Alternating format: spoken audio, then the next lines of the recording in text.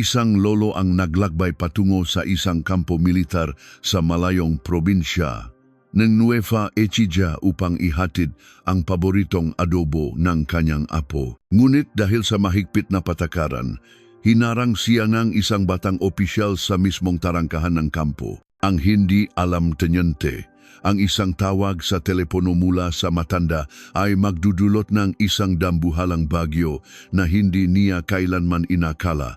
Huling linggo ng Oktubre at ang hangin sa madaling araw sa Nueva Ecija ay sintalas ng balisong.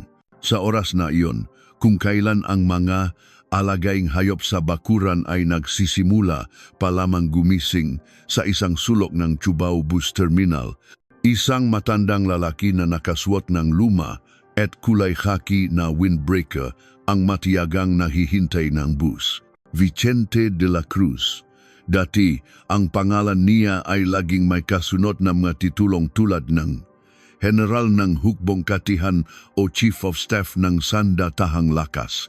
Ngunit ngayon, isa na lamang siyang ordinaryong matanda na ang mukha ay ginuhitan ng panahon. Ang malalalim na kulubot sa kanyang mukha ay tila mapang ang kanyang 70 taong buhay at sa kanyang matang nakatanaw sa malayo. Mababanaag ang bigat ng mga karanasang hindi basta-basta masusukat. Sa kanyang kamay, may dala siyang isang lumang ngunit matibay na thermal food bag. Kaninang madaling araw, bago pa man sumikat ang araw, gumising siya para magsaing ng bagong kanin at ipagluto ang kanyang apo, si Miguel, ng paborito nitong adobong baboy. Mula nang pumanaw ang kanyang asawa at masawi sa isang aksidente ang kaysa-isa niyang anak at manugang, si Miguel na lamang ang natitirang haligi at liwanag sa kanyang buhay. At ang Miguel na iyon, bilang tugon sa tawag ng bayan, ay 3 buwan nang naninilbihan sa malayo at mailap na lupain ng Nueva Ecija. Unang bayahe pa Cabanatuan, alas 6:30, alis na po. Sa anunsyo, marahang tumayo si Vicente. Ang kanyang mahakbang, malayo na sa liksik ng isang sundalong sinanay sa matitinding pagsasanay sa kabundukan, ay mabagal ngunit mabigat pa rin. Humanap siya ng upuan sa tabing ng bintana. Habang umaandar ang bus, mabilis na dumaan sa kanyang paningin ang pamilyar na tanawin ng siyudad, ang gubat ng magusali, ang makondominium at ang makabataang nagmamadali papasok sa trabaho upang maprotektahan ang payapang buhay na iyon. Inilaan niya ang kanyang buong buhay sa loob ng kampo militar, suot ang uniforme. At ngayon, ang sarili niyang kadugo, si Miguel, ang pansamantalang dumaranas ng landas na iyon. Nilisan ng bus ang Kamaynilaan, dumaan sa Bulacan, at sa wakas, pumasok sa mga palikulikong daan ng Nueva Ecija na napapaligiran ng malawak na kabukiran. Biglang nag-iba ang tanawin sa labas.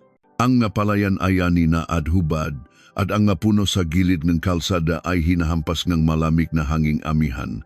Ang magkaratulang Restricted Military Zone na paminsan-minsay sumusulpot ay nagpapaalala kung anong uring ng lugar ito. Napapikit si Vicente. Sa likod ng kanyang nga talukap, sunod-sunod na nagbalik ang nga alaala na nakalipas na mga dekada. Nung siya'y tenyente pa lamang sa isang operasyon sa Sierra Madre, muntik na siyang mawalan ng daliri sa paa dahil sa sobrang lamig. Nung siya'y kapitan, ang gabing halos tumalon ang kanyang puso dahil sa isang aksidente sa baril ng kanyang tauhan. Ang bigat ng responsibilidad na kanyang naramdaman noong una niyang hawakan ng batuta bilang isang battalion commander. At sa wakas, ang nga panahong may mga bituin na sa kanyang balikat bilang isang general na pinamumunuan ang isang buong dibisyon. Ang kanyang kabataan at katandaan ay nakaukit sa lupaing ito. Kabisado niya ang bawat lambak at bundok dito na parang maguhit sa kanyang palad. Tila naririnig niya sa ihip ng hangin ang magatinik ng kanyang makasamahang nagbuwis ng buhay para ipagtanggol ang bayang ito. Lolo, ano po ang pakiramdam ng maging sundalo? Tanong ni Miguel bago ito pumasok sa serbisyo. Mula pagkabata, malapit na ang bata sa kanyang lolo. Isinusuot nito ang mga lumang uniforme ni Vicente, ang lumang sombrero, at sinasabing, "Gusto ko pong maging magiting na sundalo tulad ninyo, Lolo." Hinaplos ni Vicente ang ulo ni Miguel at sinabi, "Ang pagiging sundalo ay pag-aral na unahin ang salitang tayo bago ang ako. Ito ang pag-aaral na pasanin sa iyong balikat hindi lang ang sarili mong buhay, kundi pati na rin ang buhay ng mataong iyong pinoprotektahan. Maaring mahirap, malungkot, at minsan hindi makatarungan ang daang ito. Ngunit kapag nakayanan mo ang bigat na iyon, doon ka palang magiging isang tunay na lalaki." Kahit iyon ang sinabi niya nang makita niya ang likod ng kanyang payat na apo na papasok sa training camp, tila pinupunit ang kanyang puso. Ang alaga niyang parang sisiw na walang muwang sa mundo. Kakayanin kaya niya ang hirap ng buhay militar? Gabi-gabi, bago matulog, ipinagdarasal niya ang kaligtasan ni Miguel. Matapos ang ilang oras na bayahe, huminto ang bus sa isang maliit na terminal sa Cabanatuan. Ang hangin, na ibang-iba sa hangin ng Maynila, ay malamig at sariwang tumatagos hanggang sa kaibuturan ng kanyang baga. Bumaba si Vicente at naktungo sa sakayan ng tricycle. "Saan po tayo, Tay?" "Sa gate ng 702nd Brigade sa Fort Magsaysay, Iho." Sinulyapan ng driver ang itsura ng matanda at ang destinasyon nito. "May bibisitahin po kayong sundalo," sabi ng driver na parang alam na ang pakay niya. "Apo ko ang dadalawin ko." "Aba, ang swerte naman po nga apo ninyo at binyahin ninyo pa siya ng ganito kalayo. Sikat po sa hirap ng training diyan sa Fort Magsaysay.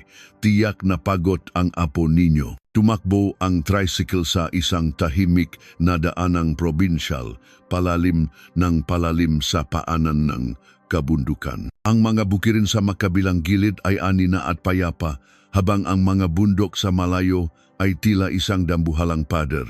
Sa wakas, natanaw na niya ang malaki at nakakatakot na tarangkahan ng kampo. Nakaukit dito ang isang slogan na kapwa nakakakilabot at puno ng tapang. "Dugo sa lupa, karangalan sa bansa." Ang 702nd Brigade. Para kay Vicente, na dating namuno rito bilang kumander, ito ay parang sariling tahanan. Ngunit paglipas ng ilang dekada, isa na lamang siyang ordinaryong sibilyan na bibisita sa kanyang apong sundalo. Bumaba siya sa tricycle at dahan-dahang naglakad patungo sa guard post. Bahagyang nanginig ang kanyang dibdib, hindi lang dahil sa pananabik na makita ang apo. Ito ay dahil sa kakaibang pakiramdam na bumisita bilang isang panauhin sa lugar na minsan niyang tinuring na tahanan at ang paharap sa mga batang henerasyon ng sundalo na nagbabantay dito ngayon. Sa tabi ng harang sa guard post, dalawang sundalo na armadong rifle at nakasuot ng helmet ang nakatayo ng tuwid. Sa harap nila, isang batang opisyal na nakatayo ng nakakrus ang mga braso. Ang kanyang uniforme ay tila bagong plansa. Kitang-kita sa kanyang tindig ang pagiging bagito ngunit puno ng sigasig. Sa kanyang nameplate, nakasulat ang pangalang Santiago. Nang lumapit si Vicente, isang matalim na tingin mula ulo hanggang paa ang ipinukol sa kanya ni 2nd Lieutenant Carlos Santiago.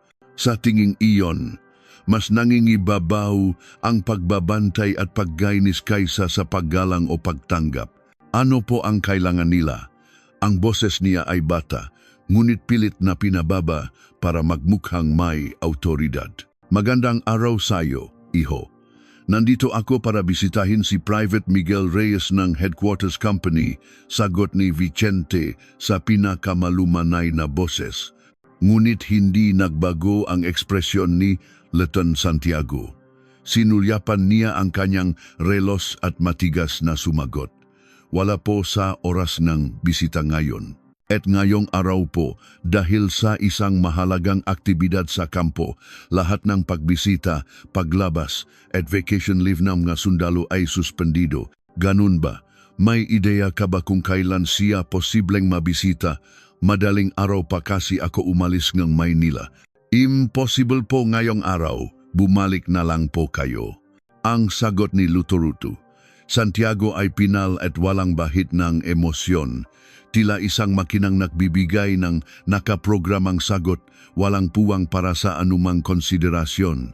Ang tingin niya ay lumagpas na kay Vicente at nakatuon na sa loob ng kampo. Malinaw ang kanyang ipinapahiwatig. May mahalaga siyang ginagawa at ang matandang ito ay isang abala lamang. Sandaling natigilan si Vicente. Siyempre, alam na alam niya ang kalakaran sa militar. Kung may operasyon o espesyal na pagsasanay, natural lamang na ipagbawal ang pagbisita. Ngunit ang kilos ng batang opisyal ay hindi lamang simpleng pagpapaliwanag ng regulasyon. Mayroon itong lamig ng pangmamaliit. Walang bahid ng kahit kaunting respeto o konsiderasyon para sa isang matandang naglakbay ng malayo. May espesyal na training ba kayo? Para lang may ideya ako kung gaano katagal maghihintay, muling mahinahong tanong ni Vicente. Ngunit lumingon si Lute, Santiago at tinignan siya ng masama, bakas na ang iritasyon sa kanyang mata. Iyan po ay isang military security matter na hindi na kailangang malaman ng isang sibilyan. Sinabi ko na pong bawal ay yung sa regulasyon. Pakiusap, huwag na po kayong mga bala sa aming trabaho at umalis na kayo. Sibilyan, ang salitang iyon ay tila mas malakas na tumatak sa pandinig ni Vicente. Para sa kanya na inilaan ang buong buhay sa serbisyo militar, ang salitang iyon na binitiwan ng isang batang opisyal na halos hindi pa natatanggal ang pagkakadete ay nagdulot ang kakaibang damdamin, hindi sama ng loob, hindi rin galit, kundi isang malalim na panghihinayang. Ang bigat ng uniforme ay hindi nagmumula sa ranggo sa balikat, kundi sa kung paano tratuhin ng isang sundalo ang mamamayang kanyang pinaglilingkuran.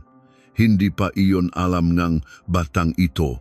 Nakbuntong hininga si Vicente at huling sumubok. Maari ko bang makausap sandali ang company commander o kahit ang duty officer? Para lang mayabot itong pagkain sa apo ko bago lumamig, kahit masilayan ko lang siya sandali. Hindi po pwede, putol ni Letam Santiago tila naglalagayng pako sa kabaong. Bilang platoon leader niya, desisyon ko na hindi maari. Ang buong kampo ay nasa red alert para sa paghahanda sa pagbisita ng division commander. Hindi ko maaring isakripisyo ang disiplinang buong unit para sa isang private. Ginu, ang militar ay hindi isang lugar na tulad ng iniisip ninyo. Hindi po ito palaruan. Pakiusap, umalis na po kayo. Ang kanyang masalita ay tumusok na parang punyal sa dibdib ni Vicente. Hindi ito palaruan. Para siyang sinabihan ng isang baguhan na wala siyang alam sa militar na kanyang binuo at ipinagtanggol sa buong buhay niya. Isang malamig na hangin mula sa kabundukan ng Nueva Ecija ang umihip at nagpagalaw sa laylayan ng kanyang lumang windbreaker. Hindi na nagsalita pa si Vicente. Nakatayo pa rin si Lemtaru, Santiago na nakakrus ang braso, tila isang general na nanalo sa isang labanan. Sa likod niya, ang gwardiya ay nanatiling hindi gumagalaw, nakatutok ang tingin sa unahan. Ang saradong tarangkahan ng kampo ay parang isang matibay na pader. Sa harap nito, ang isang matandang may dalang baunan para sa kanyang apo ay tila isang langgam na walang kalaban-laban. Ang hanging dumadampi sa kanya ay mas malamig at mas matalas pa kaysa sa alinmang bakot na binantayan niya sa buong buhay niya. Tahimik na tumalikod si Vicente, ngunit hindi siya umalis. Umupo siya sa isang bangko sa isang kalapit na waiting shed at nagsimulang pagmasdan ang nakasarang tarangkahan ng kampo. Ang kanyang mata ay hindi na mata ng isang ordinaryong lolo, kundi mata ng isang matandang oso na nalubog sa malalim na pag-isip. Kahit tirik pa ang araw, ang lamig sa Nueva Ecija ay napakabilis dumating. Malamig na tinitigan ni Letek Santiago ang papalayong kuba ng likod ng matanda. Ang nasa isip niya ay dalawang salita lamang. Mission accomplished. walang bahid ng awa o pagsisisi. Sa halip, mayroon pa siyang naramdamang isang uri ngang kasiyahan dahil matagumpay niyang naharang ang isang potensyal na problema alinsunod sa patakaran. Ang maganitong pagsubok na gumagamit ng emosyon para sirain ang prinsipyo ay ang pinakamalaking kalaban sa militar. Ang virus na tinatawag na awa ay parang kalawang na sumisira sa matibay na bakal. Ganon ang itinuro sa kanya at ganon ang kanyang pinaniniwalaan. Tumalikod siya at naglakad pabalik sa loob ng kampo. Ang kanyang nga hakbang ay perpekto ang sukat at ang kanyang likod ay tuwid na parang kawayan. Ang nga guardiya sa post ay hindi napigilang mapalunok habang tinitignan ang kanyang likuran. Si Second Lieutenant Carlos Santiago, ang halimaw na nagtapos na valedictorian sa Philippine Military Academy. Isang nilalang na may utak na kasing tumpak ng computer at puso na kasing lamig ng yelo, kaya binansagan siyang Terminator ng sundalo. Ang mundo niya ay nahahati lamang sa dalawa, tama sa regulasyon at labag sa regulasyon. At ang kanyang layunin ay iisa lamang, ang maging pinaka-perpektong opisyal sa matatag na kampong ito, makuha ang pinakamabilis na promosyon at umakyat sa pinakamataas kung saan nagniningning ang nga bituin. Para doon, ang pagbisita ng Division Commander sa susunod na Lunes ay ang kanyang unang malaking pagsubok, si Major General Isidro Aguilar, isa ring alamat mula sa PMA. Kilala sa kanyang malawak na karanasan sa labanan at sa pagbibigay ng sukdulang halaga sa disiplina at kahandaan ng isang unit. Upang makuha ang kanyang pabor, halos isang buwan nang itinutulak ni Lieutenant Santiago ang kanyang sarili at ang kanyang matauhan sa sukdulan. 4 na oras lang ang tulok nila at kahit sa oras ng pahinga, paglilinis ng baril at pag-inspeksyon ng gamit ang kanilang ginagawa, ang kintap ng combat boots, ang plansa ng uniforme, ang ayos na maggamit sa locker, kahit ang gupit ng mga sundalo walang anumang nakaliligtas sa kanyang pamantayan. Sir, nandito na po kayo. Bati ng kanyang platoon sergeant na may seryosong mukha. Tumango lang si Santiago at nagtanong, kumusta ang kalagayan ng barracks? Katatapos lang po ng huling inspeksyon, sir. Wala pong kahit isang alikabok. Ako mismo ang titingin. Pumasok si Santiago sa barracks. Sabay-sabay na tumayo ang 10 miyembro ng kanyang platoon at sumaludo sa kanya. Ang loop ng barracks ay nasa perpektong kaayusan ayon sa kanyang utos. Ang sahig ay kasing kinis ng salamin at ang damit sa locker ay tila sinukat ng ruler ang pagkakatupi, ngunit ang mamata ni Santiago na parang agila ay patuloy na naghahanap ng kahit anong mali. Huminto siya sa harap ng locker ng isang sundalo, si Private Miguel Reyes. Ang sundalo na ang lolo ay dumating kaninang umaga.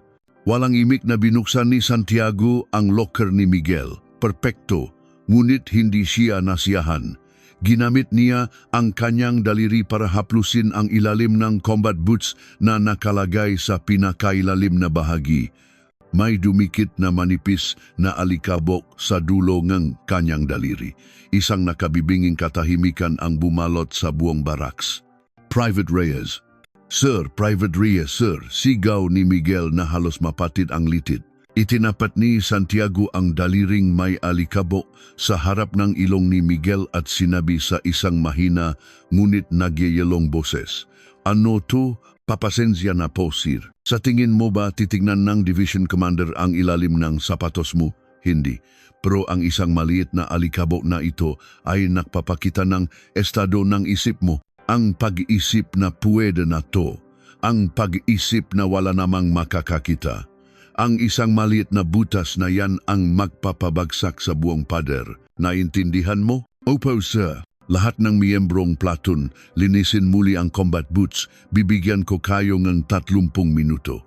Pagbalik ko at may nakita akong sapatos na mas madumi pa rito, lahat kayo pumila sa quadrangle. Gavin, sir." Nagsimulang kumilos ng mabilis ang nga sundalo. Habang pinapanood sila, muling nilingon ni Santiago si Miguel. Bisita ng lolo. ngumisi siya sa kanyang isip. Ang isang sundalong may ganyang kahinaan sa pag-iisip ay nangangailangan ng bakal na disiplina, hindi ng paggalo mula sa pamilya. Ikinatwiran niya sa sarili na ang pagpapaalis sa matanda ay para na rin sa ikabubuti ni Private Reyes. Lumabas siyang baraks at nagtungo sa kanyang opisina. Sa kanyang mesa, nagtambak ang mga dokumento para sa paghahanda sa pagbisita ng Division Commander. Muli niyang sinuri ang mga ito, ang briefing materials, ang mga posibleng tanong at sagot, ang personal na impormasyon ng bawat sundalo, lahat ay perpektong nakatatak sa kanyang isip. Naniniwala siyang kontrolado niya ang lahat kung walang magapanlabas na abala at hindi inaasahang pangyayari. Ang kanyang plano ay magiging isang perpektong tagumpay. Gino, ang militar ay hindi isang lugar na tulad ng iniisip ninyo. Naalala niya ang sinabi niya sa matanda, tama, ganito ang militar. Isang dambuhalang mo kung saan walang lugar para sa sentimiento o personal na damdamin, tanging utos, disiplina at misyon lamang ang umiiral at siya ang pinakamahusay na bantay ng mo na ito. Saglit na sumagi sa kanyang isip ang mga mata ng matanda kanina, hindi galit o sama ng loob, hindi rin paksuko, tila isang lawa na hindi mo masukat ang lalim, kalmado, ngunit kayang sakupin ang lahat. Iwinaksi ni Santiago ang isiping iyon, pagod lang siguro. Ibinalik niya ang kanyang atensyon sa mga dokumento. Ang presensya ng matandang maaring naghihintay pa rin sa labas ng kampo ay tuluyan ng nabura sa kanyang isipan. Hindi niya alam. Nasa maliit na siwang ng tarangkahang isinara niya, isang dambuhalang alon na hindi niya sukat akalain ang paparating. Hindi kailanman sumagi sa isip ni Duasenden Lieutenant Santiago na ang sentro ng paparating na bagyo na nasa ilalim ng kanyang perpektong kontrol ay ang mismong kaawa-awang matanda na kanyang pinalayas. Ang tanging pinaniniwalaan niya ay ang kanyang mog ay mas matibay kaysa dati. Mabagal ang takbo ng oras. Habang nakaupo si Vicente sa sementong upuan ng waiting shed, ang lamig ng Nueva Ecija ay tumatagos hanggang sa kanyang nabuto. Ang kanyang makamisalop ng bulsang windbreaker ay manhid na, at ang init ng adobong para sana sa kanyang apo ay bahagya na lamang niyang maramdaman. Walang tigil siyang nakatitig sa nakasarang tarangkahan ng kampo. Ngunit ang kanyang tinitignan ay hindi ang guard post o ang bakal na gate. Sa kanyang mamata, isang tanawin na pinagpatong-patong ilang dekadang panahon ang nakikita. Ilang henerasyon ng kabataan ang pumasok at lumabas sa tarangkahang iyan, mga mukhang musmos na pumasok at mga mukhang sunok sa araw na lumabas para magbakasyon. At sa huli, lumabas na may markang pagiging reserbista. Sa kanila, may mga ligtas na nakabalik sa kanilang mga magulang, ngunit mayroon ding mga naging bituin na hindi na nakauwi. Naalala ni Vicente ang bawat mukha nila. Para sa isang commander, ang pangalan ng isang tauhan ay hindi lamang isang simpleng datos. Ito ang bigat ng isang buong buhay na inalagaan ng kanyang magulang. Bigla niyang naalala ang isang pangyayari 30 taon na ang nakalipas nung siya'y battalion commander. Mayroon ding isang batang teniente noon, tulad ni Liti Santiago, na punong sigasik at sumasamba sa mga regulasyon. Sa isang matinding pagsasanay, masyadong pinahirapan ng teniente ang kanyang natauhan.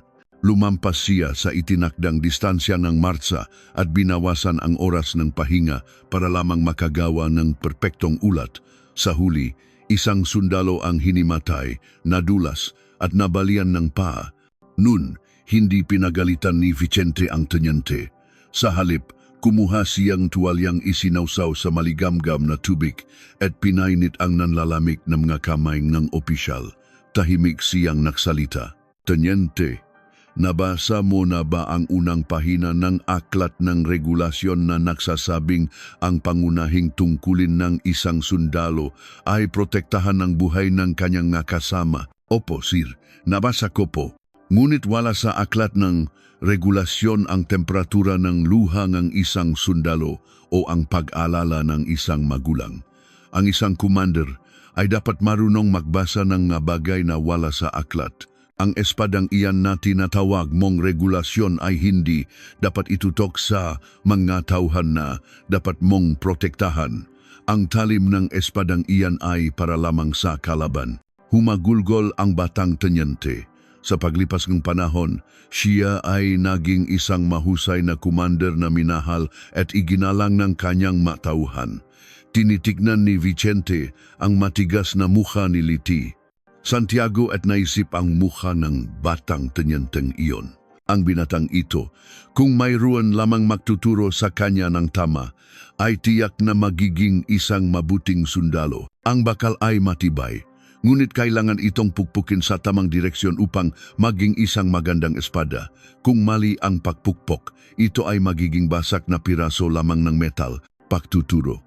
Ang salitang iyon ay tumata sa isipan ni Vicente. Ang sama ng loob dahil hindi niya nakita ang kanyang apo at naibigay, ang pagkain ay matagal nang nawala. Ang pumuno sa kanyang puso ngayon ay ang responsibilidad bilang isang nakatatanda sa militar at sa buhay na itama ang landas ng naliligaw na batang opisyal. Ang ganoong uri ng pamumuno ay hindi makukuha ang puso ng tauhan. Ang isang unit na pinamumunuan ng isang commander na hindi nakuha ang pusongan, kanyang tauhan ay babaksa na parang kastilyong buhangin sa oras ng krisis. At iyon ay makiging butas sa seguridad NG buong bansa.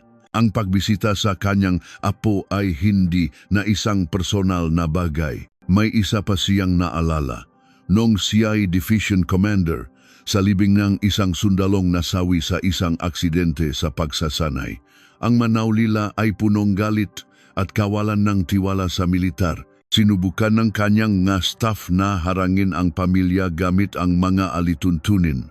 Ngunit pinatigil niya ang lahat ng ulat, tinanggal ang kanyang sombrerong may 3 bituin at ibinigay sa kanyang aide. At bilang si Vicente de la Cruz, isang taong walang ranggo na may pusong nagsisisi, hinawakan niya ang kamay ng humahagulgol na ina at magdamag silang umiyak ng magkasama.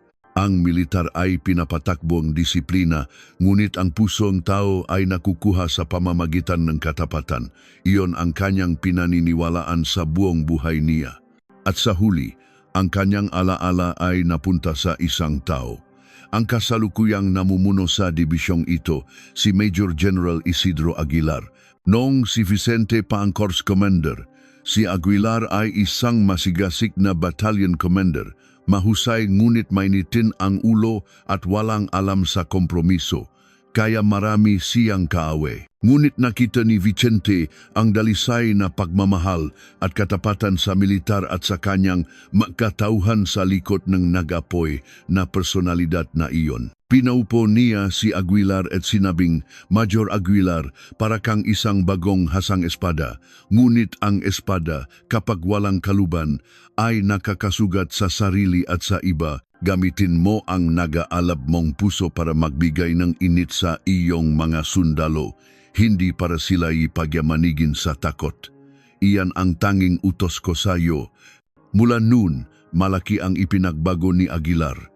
Ang kanyang pamumuno ay nagkaroon ng balanseng tibay at lambot at sa huli, umabot siya sa posisyon ng isang iginagalang na division commander. Dahan-dahang tumayo si Vicente. Ang kanyang katawan ay nanlalamig at naninigas, ngunit sa kanyang puso, isang desisyon ang buo na. Kinuha niya mula sa panloob na bulsa ng kanyang windbreaker ang isang lumang keypad phone.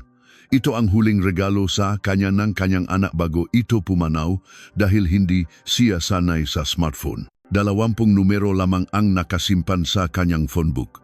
Dahan-dahan niyang pinindot ang numero gamit ang kanyang magaspang na daliri. At natagpuan niya ang pangalang nakasulat bilang Isidro A. Aking alagad. Saglit na huminto ang kanyang hinlalaki sa ibabaw ng call button. Alam na alam niya ang epektong idudulot ng isang tawag na ito. Maaari itong maging isang malaking bagyo sa buhay militar ng isang batang opisyal. Ngunit minsan, mas kailangan ang isang malakas na bagyo para sa paglago kaysa sa isang payapang katahimikan. Sana'y makayanan mo ang bigat ng aral na ito, Iho, bulong niya sa sarili at marahan niyang pinindot ang call button. Kring, kring.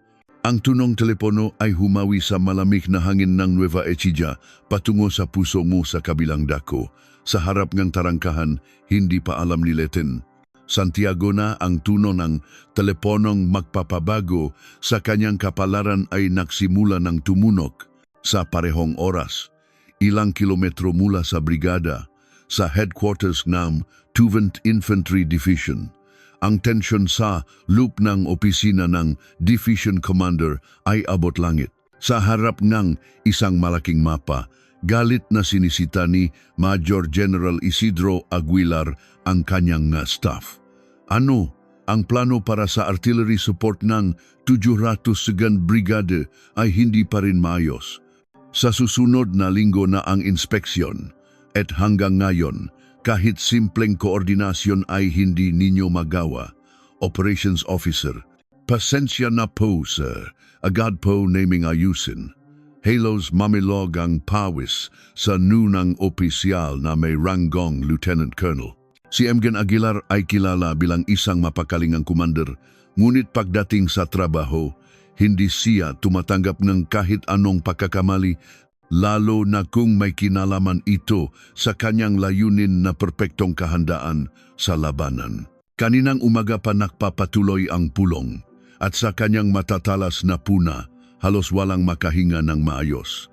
Sa sandaling iyon, isang matinis na tunog ng vibration ang pumutol sa pulong. Ang personal na cellphone ng general na nasa ibabaw ng kanyang mesa. Patakaran niyang hindi sumagot ng personal na tawag sa gitna ng opisyal na pulong.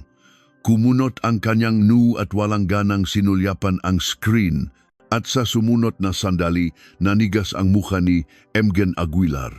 Ang masalitang nakasulat sa screen, General de la Cruz. Hindi iyon isang ordinaryong pangalan. Para kay Aguilar, si General de la Cruz ang kanyang guro na gumabay sa kanya sa landas ng pagiging sundalo, ang kanyang sandalan sa tuwing siya'y nang hihina at minsan isang nilalang na mas iginagalang pa niya kaysa sa sarili niyang ama. Mula nang magretiro ito, isang beses o dalawang beses lang sa isang taon siya nakakatawag para mangumusta. Ito ang unang pagkakataon na ang general mismo ang tumawag sa kanya. May nangyari ba? Kumabok ang kanyang dibdib. Suspendihin muna ang pulong. Sigaw niya at dali-daling sinagot ang tawag. Ang kanyang boses, hindi niya namamalayan, ay tumaas ng isang oktaba at ang kanyang tuwid na likod ay kusa na lamang yumuko. Nanlaki ang mga mata ng lahat ng opisyal sa silid. Nasa saksihan nila kung paano ang isang tigre ay naging maamong tupa dahil sa isang tawag sa telepono. Pugay po, General. Kumusta na po kayo? Ano po ang may paglilingkod ko sa inyo sa oras na ito? Mula sa kabilang linya, isang mahinahon at malalim na boses na may bigat ngang panahon ang narinig. Isidro, abala ka ba? Nandito ako ngayon sa harap ng kampo mo. Po? Sa harap pong kampo? Aling kampo po, General? Hindi makapaniwala si Aguilar sa narinig. Dito sa 702nd Brigade, ang lugar kung saan ka dating namuno. Nandito sana ako para bisitahin ang apo ko, pero kahanga-hanga ang disiplina ninyo ngayon. Hinarang akong isang batang tenyente, hindi raw pwede dahil sa pagbisitaing Division Commander.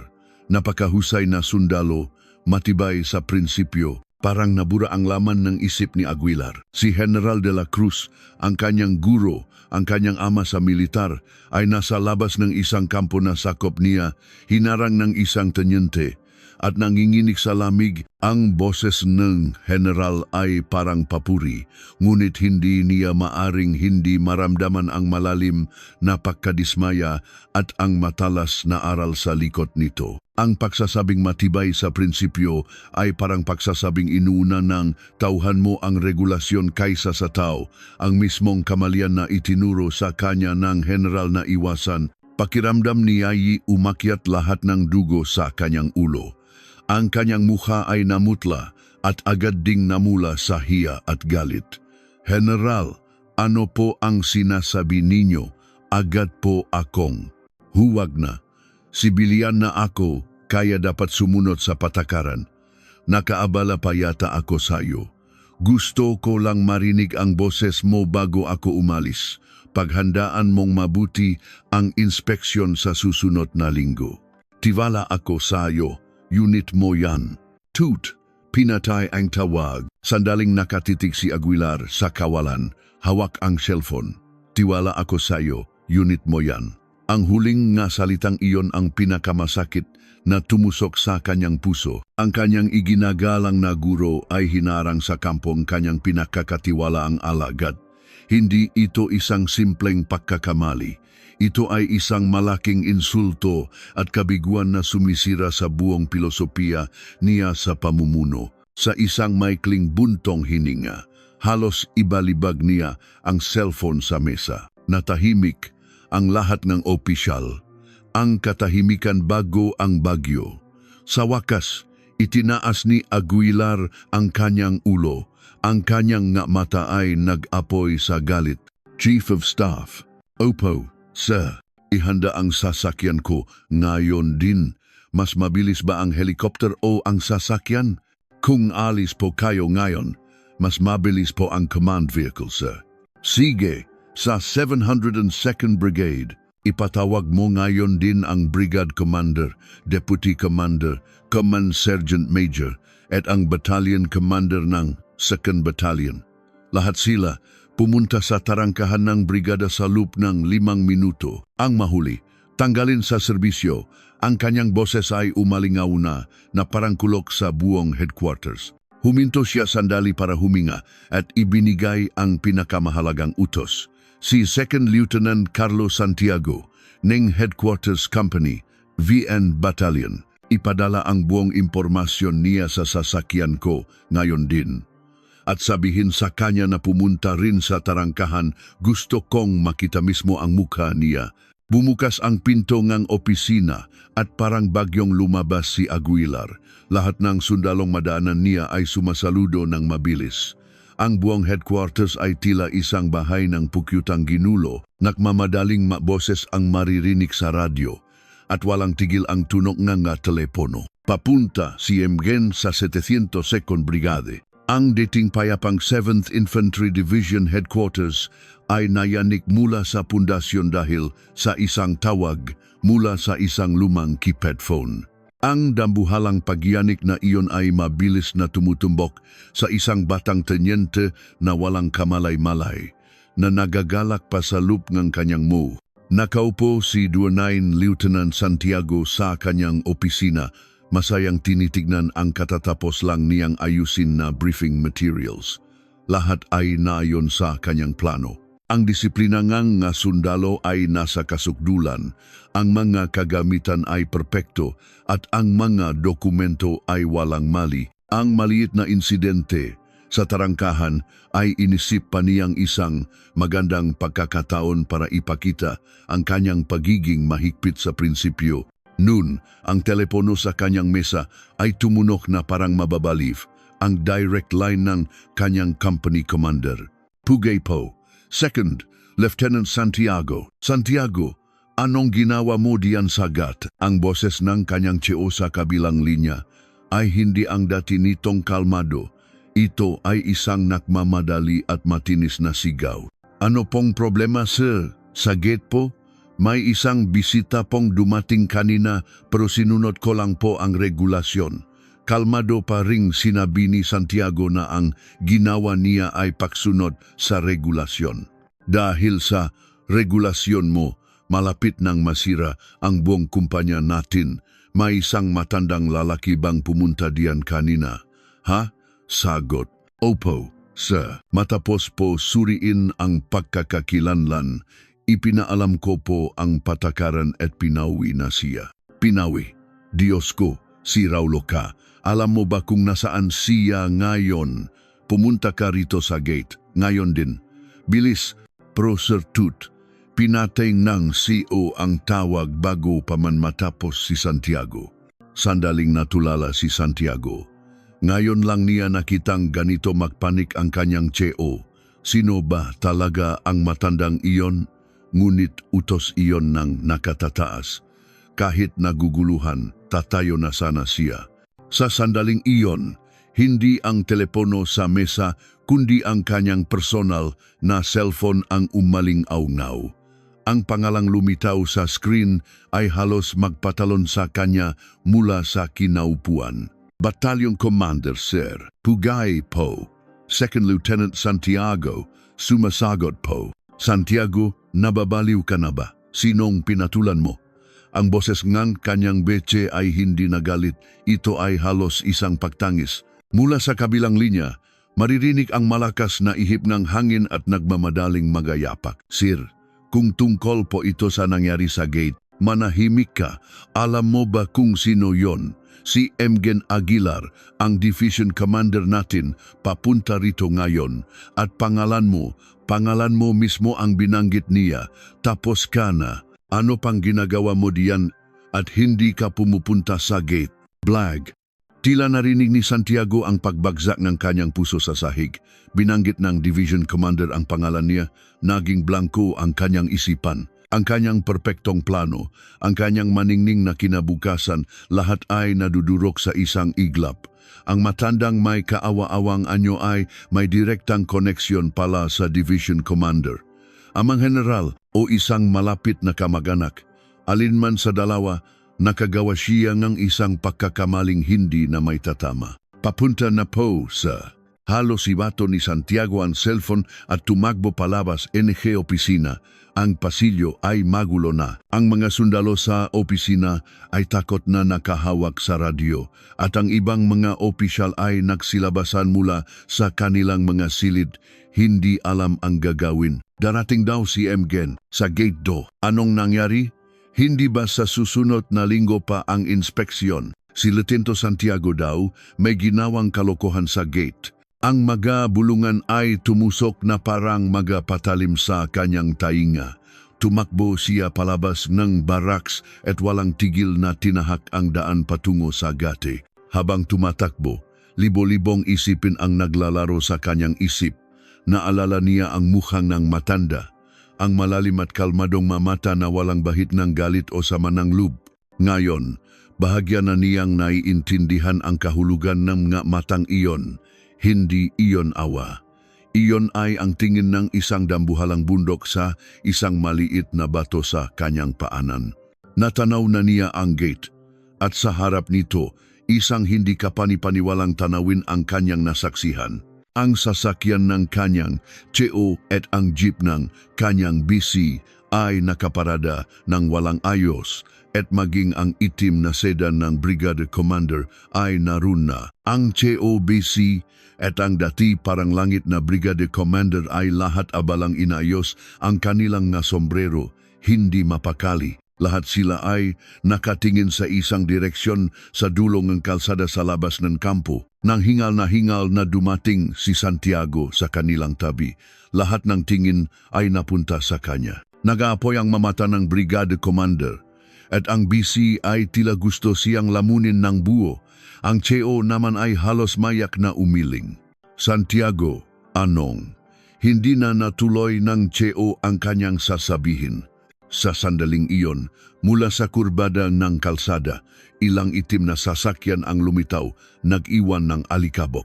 Sa nangungunang sasakyan, malinaw na iwinawagaywe ang watawat na may dalawang bituin ang sagisag ng Division Commander, ang paparating na bagyo.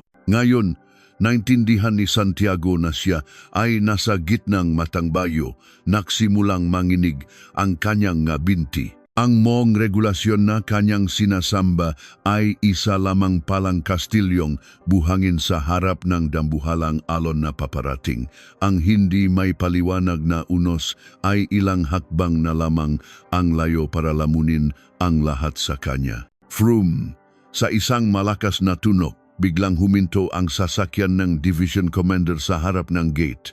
Sumunod din ang mga sasakyan ng kanyang mga staff. Bago pa man humupa ang alikabok, bumukas ang pinto sa likod.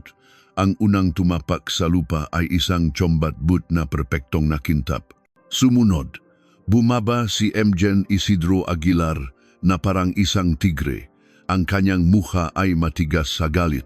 Ang kanyang malamig na tingin ay isa-isang dumaan sa brigade commander, battalion commander at company commander. Ang mga opisyal na natatamaan ng kanyang tingin ay napapayuko na parang nasugatan. Sa huli, ang kanyang tingin ay tumama sa nanginginig na si Secondary Lieutenant Santiago sa dulong pila. Sa sandaling iyon, hindi makahinga si Santiago. Dahil sa bigat ng presensya ng general, naisip niyang mas mabuti pang mamatay na lamang siya sa kinatatayuan niya. Pugay po, 712 Brigade Commander Colonel Alberto Reyes para po kay M. lalapit na sana ang Brigade Commander para sumaludo. Huvak na. Itinaas ni Aguilar ang kanyang kamay para pigilan ito nang hindi man lang siya tinitingnan. Tila mga multo ang nga opisyal sa kanyang harapan, nilakpasan niya lang sila. Ang kanyang nga hagbang ay diretsong tumawid sa harang guardpost, palabas ng kampo. Lahat ng mata ay sumunod sa kanyang mahakbang. Ang Brigade Commander, ang BC at CL Tito Santiago. Ang Division Commander ay dire-diretsong naglakad patungo sa isang matandang lalaki na nakasuot ng lumang khaki na windbreaker na hirap na tumatayo mula sa isang bangko sa waiting shed. Bakit? Hindi maintindihan ni Santiago. Kung kamag-anak ng isang Division Commander ang matanda, imposible itong makaroon ng ganong kaawa-awang itsura. Pero bakit binaliwala ng general ang lahat ng matataas na opisyal at naglakad patungo sa matandang iyon? Sa wakas, huminto ang mga hakbang ng general sa harap ng matanda, isang nakabibinging katahimikan. Tanging ang ihip ng malamig na hangin ng Nueva Ecija ang maririnig at sa sumunod na sandali, isang tanawin na hindi makapaniwala ang lahat ng sundalo ang naganap. Ang Tigre non 2nd Infantry Division, si Major General Isidro Aguilar, ay marahas na pinagdikit ang kanyang nasakong at sa isang perpektong postura na walang anumang mali, sumaludo. Hindi ito isang salutong tinatanggap mula sa isang tauhan, kundi isang pagpupugay na puno ng respeto at paganga para sa isang napakataas na opisyal. At habang nananatili sa kanyang saludo, yumuko siya ng malalim, halos umabot sa 90 degrees ang kanyang likod.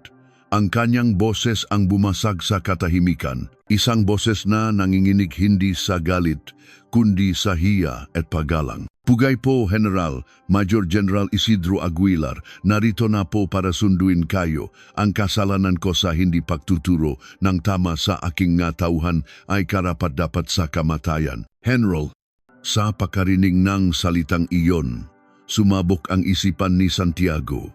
Ang mukhang Brigade Commander at BC ay namutla na parang papel. Ang sarili nilang Division Commander, isang Major General na may dalawang bituin, ay tumatawag sa matanda ng General at yumuyuko. Kung ganon, sino ang matandang ito? Hindi bababa sa 3 o 4 na bituin, isang alamat na ilan lamang sa buong Pilipinas. Noon, isang halos pabulong na ungol ang lumabas sa bibig ng matandang Command Sergeant Major ng brigada, ang halimaw ng Sierra Madre, General Vicente de la Cruz. Ang halimaw ng Sierra Madre. Ang palayaw na iyon ay naririnig na bawat kadete na pumapasok sa PMA. Isang bayani na sumunod sa yapa ng kanyang amang veterano na dumaan sa lahat ng hirap sa labanan at ginawang pinakamalakas na unit ang bawat lugar na kanyang pinamunuan.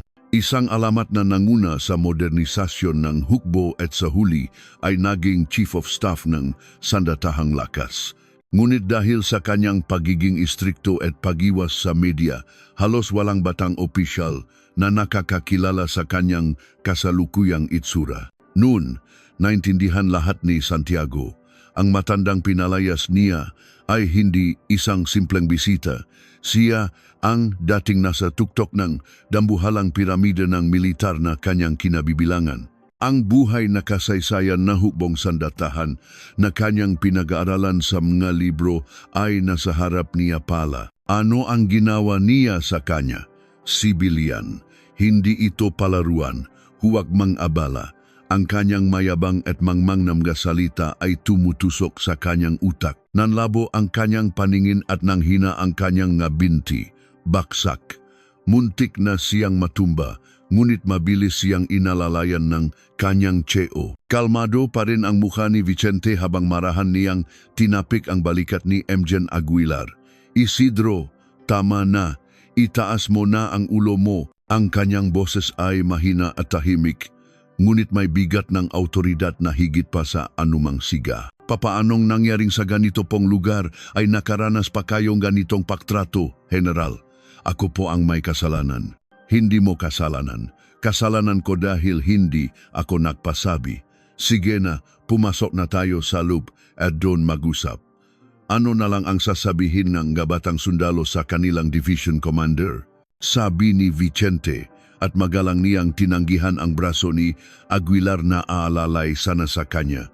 Mag-isa siyang dahan-dahang naglakad patungo sa tarangkahan. Sa bawat hakbang niya, mula sa brigade commander hanggang sa pinakamababang opisyal, lahat ay tumabi na parang dagat na nahati sa gitna, nakatayo ng tuwid at nakayuko.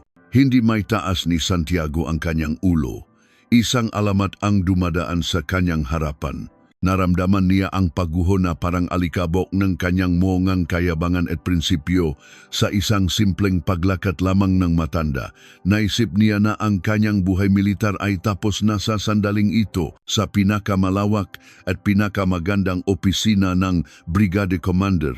Isang nakabibinging katahimikan ang nagahari. Ang tunay na may-ari ay tahimik na nakaupo sa sofa sa gitna at ang kasalukuyang pinuno ng kampo, ang division commander, ay nakatayo sa kanyang tabi na parang isang bagitong opisyal na pinarurusahan. Nakatayo si 200 Lieutenant Santiago sa gitnang silid, parang isang bilanggo na naghihintay ng kanyang hatol.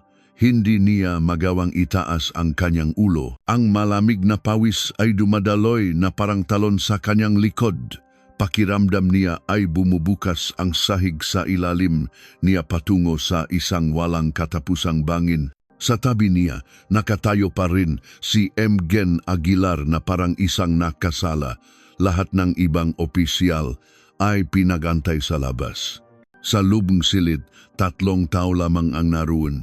Ang alamat, ang kasalukuyang commander na gumagalang sa alamat at ang batang opisyal na nakagawa ng hindi mapapatawarang pagkakamali sa alamat. Isang aide ang maingat na pumasok at nagain ng mainit na tsaa. Itinaas ni Vicente ang tasa at nagsimulang magsalita. Ang kanyang unang masalita ay hindi paninisi. 2 ans, Lieutenant Santiago. Opo, General, nanginginig ang kanyang boses.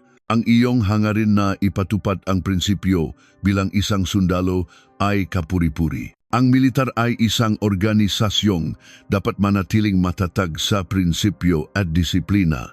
Kaya hindi ko masasabing lubos na mali ang iyong ginawa. Dahil sa hindi inaasahang masalita, hindi napigilan ni Santiago na itaas ang kanyang ulo. Ang mga mata ni Vicente ay hindi nang aakusa. Nakatingin lamang ito sa kanya ng may malalim na awa at panghihinayang. Ngunit, Teniente Santiago, ibinaba ni Vicente ang tasa. Ang maliit na tunok nito ay nagpayelo sa hangin. Ang bigat na uniforme ay hindi lamang nagmumula sa ranggo na nakakabit sa iyong balikat. Nagmumula ito sa kung paano mo tinatrato ang ating mga mamamayan. Ang regulasyong iyan na halos ituring mong buhay ay umiiral para protektahan ang mga tao, hindi para maghari sa kanila at itaboy sila. Ang kanyang boses ay mahinahon, ngunit bawat salita ay may bigat ng bakal na tumatama sa puso ni Santiago. Gaano man kataas at katibay ang pader na itayo ng isang mahusay na arkitekto, ano ang silbi nito kung ang nga taong dapat niyang protektahan ay ituturing niyang kaaway? Ito ay pagtatambak lamang ng bato. Ngayon, sa iyong pagtatanggol sa pader, pinalayas mo ang mismong may-ari ng kastilyo. Hindi na makatayo ng tuwid si Santiago. Mainit na luha ang sunod-sunod na dumaloy sa kanyang napisngi. ang kanyang pinaniniwalaan, ang kanyang ipinagmamalaki, ang lahat ng kanyang prinsipyo na tanto niya kung gaano ito kahungkag at kayabang. Hindi siya isang sundalong nagpoprotekta sa bayan, kundi isang duwag na nagtatago sa likod ng aklat ng regulasyon. Ang tingin ni Vicente ay bumaling kay Emgen Aguilar. Isidro, Opo, Henry, ano ang itinuro ko sa'yo? Ang bakal ay matibay, ngunit mas madali itong masira dahil sa kalawang sa loob kaysa sa anumang panlabas na puwersa. Ang hugbong hindi nakuha ang puso ng kanyang nga sundalo ay parang kinakalawang na bakal na unang mababali sa oras ng krisis. At ang katotohanang ang isang batang opisyal sa iyong unit ay mas inuuna ang aklat ng regulasyon kaysa sa puso ng tao ay nangangahulugang malaki rin ang iyong responsibilidad. Patawad po, General. Nakamali po ako sa pamumuno. Muling yumuko ng malalim si Aguilar. Hindi siya pinigilan ni Vicente. Nais niyang maramdaman ni Aguilar ang bigat ng aral na ito. Sa wakas, bumigay si Santiago. Lumuhod siya at humagulgol. Ang pagiyak bilang isang sundalo, lalo na sa harap ng isang alamat, ay mas masahol pa sa kamatayan, ngunit hindi niya mapigilan. Papatawad. Patawad po, General. Nanajing, hangal po ako. Nakasala po akong malaki. Tumayo si Vicente, lumapit sa nakaluhod at umiyak na si Santiago at ipinatong ang kanyang kamay sa balikat nito. Tumayo ka, itinayo niya si Santiago. Ang iyong buhay militar ay nagsisimula pa lamang. Ang kahihiyan at aral na natutunan mo ngayon, huwag mong takasan o kalimutan. Itatak mo ito sa iyong mga buto habang buhay. At sa hinaharap, sa napakaraming tauhan na iyong pamumunuan, ituro mo muna ang paggalang sa kapwa bago ang regulasyon. Maging isang commander na may mainit na puso. Iyon ang inaasahan ko sa iyo ngayon at iyon ang tanging paraan para tunay kang makabawi sa akin. Naintindihan mo ba? Diretsong tinitigan ni Vicente ang mata ni Santiago. Opo, General, tatalima po ako. Sigaw ni Santiago na ang mukha ay basang-basa ng luha at sipon. Iyon ang pinakamakatotohanang sagot na binitiwan niya sa buong buhay militar niya at marahil sa buong buhay niya. Tinapik ni Vicente ang kanyang balikat at bumaling kay Aguilar. Sige na, tama na, to.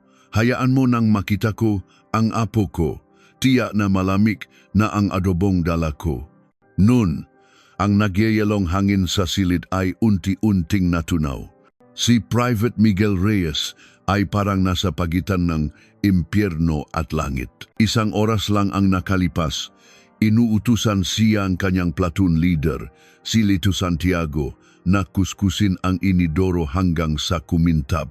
Dahil sa insidente ng alikabok, ang buong platoon ay takot at siya ang itinuturing na dahilan kaya halos hindi siya makahinga. Malapit nang bumalik si Laton Santiago para mag-inspeksyon. Naisip ni Miguel na ang kanyang buhay militar ay sira na mula pa sa simula. Noon, bumukas ang pinto ng banyo at hingal na pumasok ang kanyang company commander, si Captain De Leon. Ang Cheo ay parang Diyos sa paningin ng sundalo at ang Diyos na iyon na basang-basa ng pawis ang mukha ay hinahanap siya. Kumabok ang dibdib ni Miguel. Private Reyes, Sir, Private Reyes, Sir, itigil ang ginagawa mo ngayon din. Pumunta sa locker mo at iswat ang pinakamalinis mong uniforme. Sa loob ng 5 minuto, pumunta ka sa opisina ko. Naintindihan mo? Opo, sir. Hindi alam ni Miguel ang dahilan, ngunit tumakbo siya ng mabilis. Anong ginawa ko? Dahil ba sa paglilinis ng banyo o dahil sa pagbisita ng lolo ko, may masama bang nangyari sa kampo? Lahat ng pinakamasamang senaryo ay pumasok sa kanyang isip. Nagmamadali siyang nagbihis at tumakbo sa opisinang CO. Ang CO pa mismo ang nagayos ng kanyang uniforme at sinabing, "May bisita ka. Sumunod ka sa akin." Bisita, nagtaka si Miguel. Umaga pa, dumating ang lolo niya at umalis na. Sino kaya? Nang sumunod siya sa Cheo palabas ng barracks, ibang-iba na ang tanawin. Lahat ng sundalo ay takot na sumisilip mula sa bintana at ang nga opisyal ay hindi mapakali, patakbo-takbo. Sa daan patungo sa headquarters ng brigada, may mga bantay na nakatayo ng tuwid, parang may giyera. Habang papalapit sa gusali ng headquarters, mas lalong nagiging tensyonado ang paligid. Nakita ni Miguel sa unang pagkakataon ang matataas na opisyal, ang brigada commander, ang busy na hindi mapakali sa pasilyo. Lahat sila ay sumusulyap sa kanya at sa kanyang Cheo at sa kanilang matingin may halong pagalang, takot at kaunting inggit. Sa wakas, huminto angko sa harap ng opisina ng brigade commander at kumatok. Sir, nandito na po si Private Miguel Reyes. Sir, hindi makapaniwala si Miguel sa narinig. Bakit sir ang tawag ng Cheo sa kung sino man ang nasa loob para sa kanya? Bumukas ang pinto at pumasok si Miguel. At doon, nanigas siya sa kanyang kinatatayuan. Sa loob ng silid, ang taong nakbigay sa kanya ng impyerno kanina, si Iltilatio Santiago, ay nakasandal sa pader na may maputlang mukha. Ang division commander na may dalawang bituin, nasa TV niya lang nakikita, ay magalang na nagsasalin ng ta para sa kanyang lolo. At sa sentro ng lahat, ang kanyang lolo, si Vicente de la Cruz, ay kalmadong nakaupo. Miguel, sabing kanyang lolo.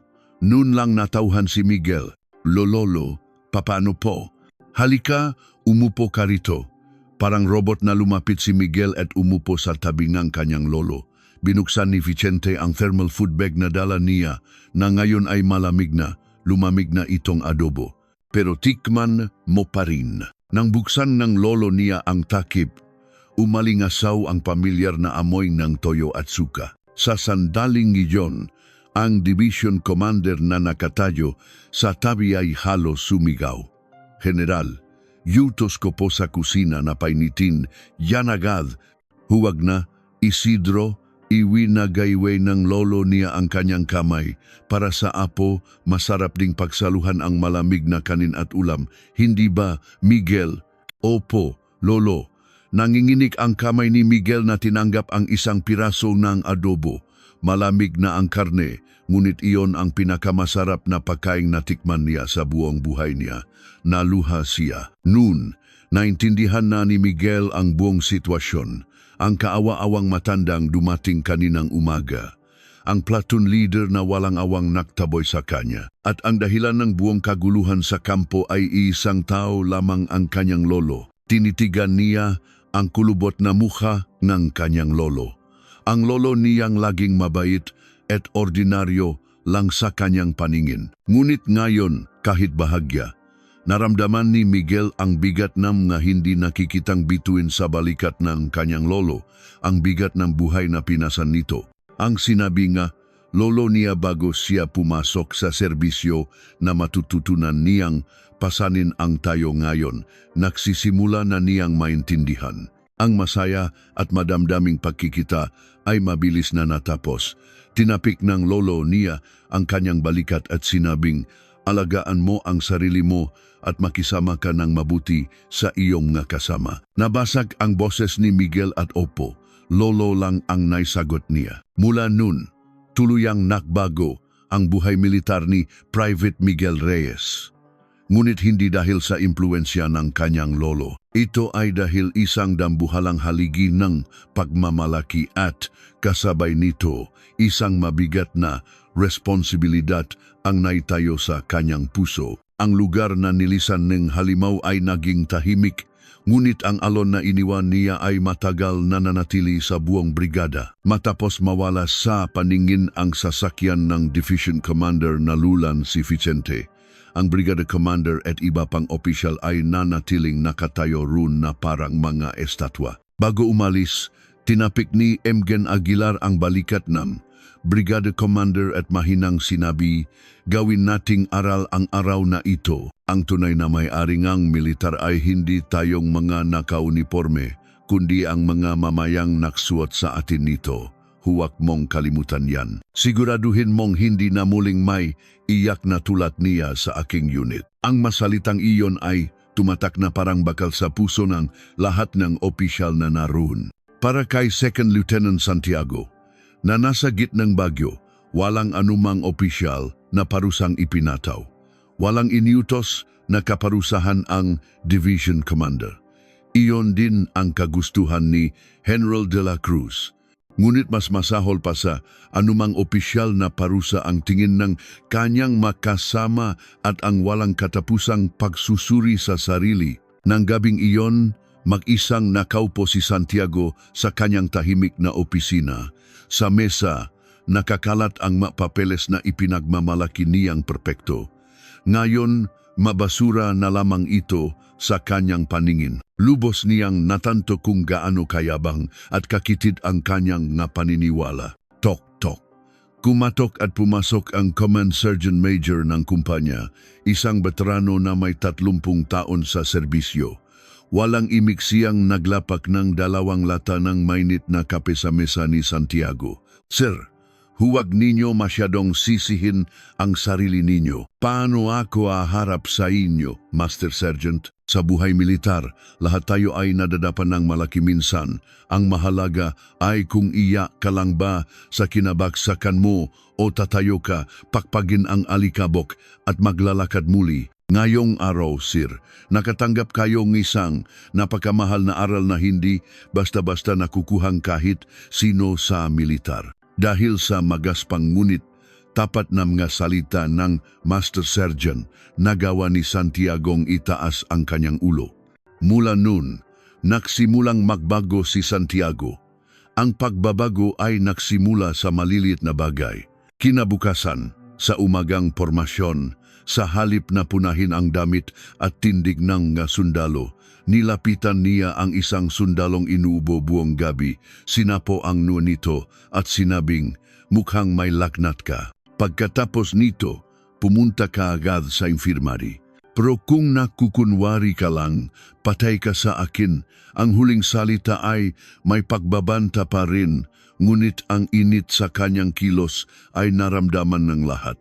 Sa oras ng paglilinis, tahimik niyang nilapitan si Private Reyes at nagtanong, masarap ba ang pagkaing dala ng lolo mo kahapon? Opo, sir. Masarap po. Mabuti naman. Isang maikling usapan, ngunit naglalaman ito ng isang hindi direktang pahingi ng tawad at paggalang. Ang mga sundalo ang unang nakapansin sa pagbabago ng kanilang terminator.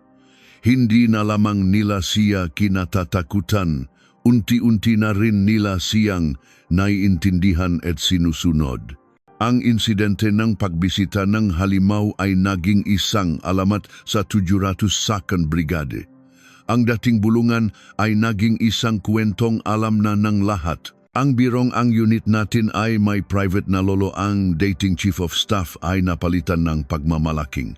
Ang unit natin ay binisita ng isang alamat na nagturo sa atin ng tunay na kahulugan ng pagiging sundalo. Gabi-gabi, inaalala ni Santiago ang kanyang pagkakamali. Naalala niya ang huling sinabi ni General de la Cruz, maging isang commander na may mainit na puso na nagtuturo ng paggalang sa kapwa. Iyon ang naging bagong gabay sa natitira niyang buhay militar at sa buong buhay niya. Itinago niya ang kanyang lumang aklat ng regulasyon sa pinakailalim ng kanyang drawer. At sa bakanteng espasyo nito, sinimulan niyang punan ng pag-aral kung paano basahin ang pusong tao. Sumakay si Vicente sa itim na sedan na inalok ng Division Commander at nilisan ang Nueva Ecija. Pilit niyang tinanggihan, ngunit hindi niya matanggihan ang pakiusap ni Aguilar na huwag siyang hayaang makasala muli sa pamamagitan ng pag-iwan sa kanyang guro sa isang bus terminal. Ngunit hiniling niyang ibaba siya sa unang stopover papuntang Maynila. Hanggang dito na lang, kailangan ng matandang ito ng oras para sa sarili. Bumalik ka na at alagaan ang unit mo. Habang pinapanood ang papalayong sasakyan ng kanyang alagad, tahimik na sumakay si Vicente sa isang ordinaryong bus. Wala siyang naramdamang tagumpay o kasiyahan. Sa halip, isang pakiramdam ng kapayapaan na tila nabawasan ang isang mabigat na responsibilidad.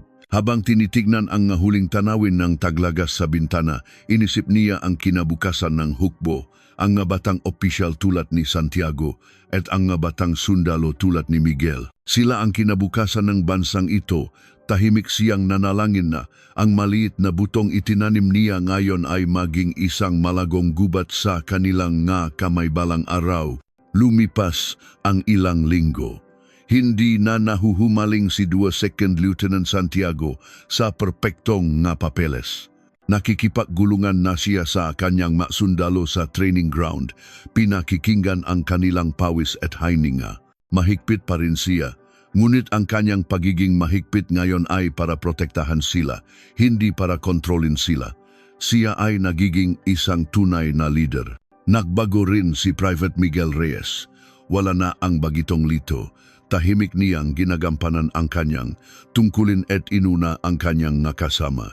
Hindi niya binabanggit ang pangalan ng kanyang lolo, ngunit sa bawat kilos niya mababakas ang malalim na respeto para dito. Sa halip na sumandal sa aninong kanyang lolo, pinili niya ang landas na maging may pagmamalaking kanyang lolo. Sa simulan ng taglamig, isang sulat ang dumating sa tahanan ni Vicente sa isang probinsya malapit sa Maynila. Ang sulat militar ay naglalaman ng sulat kamay ng kanyang apo, si Miguel. Mahal kong lolo, ang hanging amihan dito sa Nueva Ecija ay mas maaga dumating kaysa sa inaasahan. Mahirap ang lamig, pero kinakaya naman kasama ang magkaibigan ko. Lolo, mula nung araw na iyon, marami po akong naging realisasyon. At ngayon, kahit kaunti, naintindihan ko na po ang bigat ng pagiging sundalo na sinasabi ninyo. Natutunan ko kung gaano kahalaga hindi lang ang pagprotekta sa bansa, kundi pati na rin ang pagprotekta sa puso ng mga tao. Balang araw, Lolo, magiging tulad din ninyo ako isang tunay na sundalo, isang tunay na lalaki na buong pagmamalaking pinapasan ang bigat ng uniforme. Magingat po kayo palagi. Pugay po. Miguel, inilagay ni Vicente ang sulat sa kanyang dibdib at lumabas sa kanyang hardin. Tinitigan niya ang lupa na tinakpan ng dayami para sa taglamig. Mukhang tulok ang lahat, ngunit sa ilalim ng malamig na lupa, may mga bagong buhay na naghahanda para sa taksibol. Tumingin siya sa direksyon ng Hilaga kung nasaan ang Nueva Ecija. Pababa na ang araw, ngunit isang mainit na ngiti ang sumilay sa kanyang mukha. Ang matandang halimaw ng Sierra Madre ay nasa dapit hapon ng kanyang kasaysayan, ngunit ang kanyang diwa ay hindi natutulog. Ito ay mananatiling buhay sa nag-aalab na puso ng isang batang opisyal na nagbabantay sa malayong kampo at sa matatag na pangako ng isang batang sundalo na nagmamalaki sa kanyang lolo. Sa ilalim ng langit ng Pilipinas, ang mabutil ng pag-asa ay tahimik, ngunit matatag na tumutubo.